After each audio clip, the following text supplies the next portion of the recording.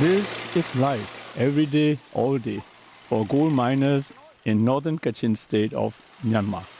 A powerful water jet blasts through red earth, and miners sift dirt, rock, and gravel searching for the precious metal. It is grueling and dangerous work, often for very little pay. Most of the miners are in their 20s, with some as young as 14. Many have little more than an elementary or middle school education. We need money at home, so I came here to work. I came up here with my friends about 3 years ago. During those years, I haven't gone back home once. We've been here for about 3 years. When I'm inside the pit, I have to pay attention to the pit collapsing or being hit by a rock. Monyen district has seen a gold rush in recent years, with hundreds of mines opening up and thousands of miners streaming in, all hoping to cash in. The mines hold the potential for vast amounts of wealth, but so far, losers outnumber winners, and the influx of fortune hunters has brought social upheaval and environmental degradation to this remote and impoverished area. It's not right that they're mining near our village. It's not right, and we don't want them to do it. I'm worried that not only my children, but other people's children will be in trouble. I'm also concerned about my grandchildren. Besides worrying about our livelihood, if the children fall into the mines, only our hearts will be broken. The miners live in makeshift camps near the mines. With little to do in their downtime, they often turn to drugs and alcohol.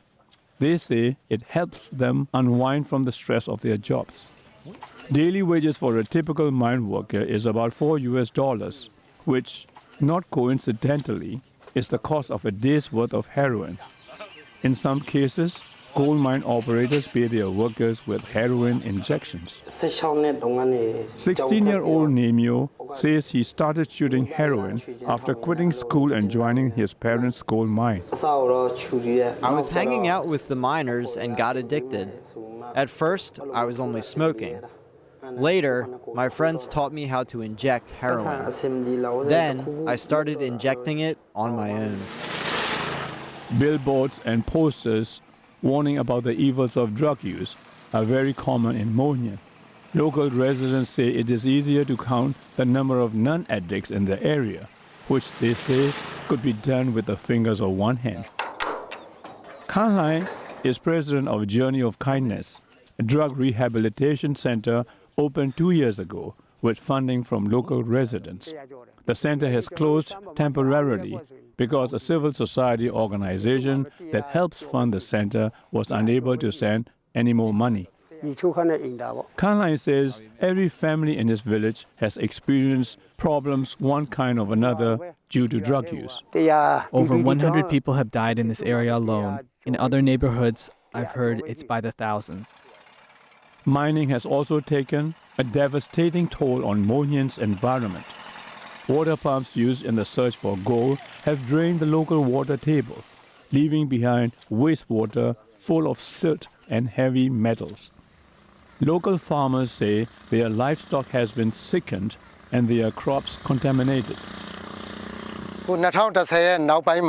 After 2010, due to illegal gold mining, water from the stream has become muddy like this. Animals can't drink it anymore, and you can't use it for agriculture either. Now that there are these gold mines, we're unable to get water. The water is dried up. They broke the water veins. Dr. Tongwe has run a clinic in nearby NANTMOON village for more than 3 decades. He says young and old alike are showing the effects of drinking contaminated water. First, what we see the most are kidney stones. Kidney stones develop from drinking unclean water.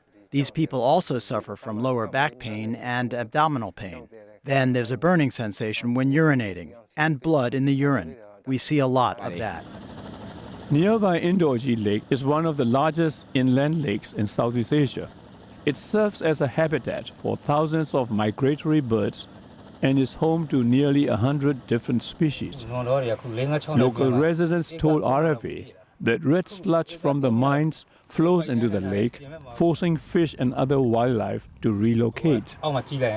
Look here, it's very shallow. This is the mud that came from the mines. It contains mercury and oil. The water is no longer good, so fish don't stay here much anymore. 20-year-old Eso is one of the few fishermen who remain on Indorji Lake.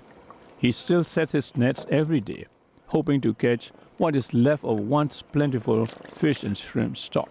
Because of mud from the gold mines, we can't make much of a living anymore. If it gets any worse, I'm planning to quit this job. I'll go and search for gems instead. Chances are it will get worse. The Myanmar gold rush is in its 6th year, and new mines are still opening. There are fortunes to be made, but the cost could be incalculable.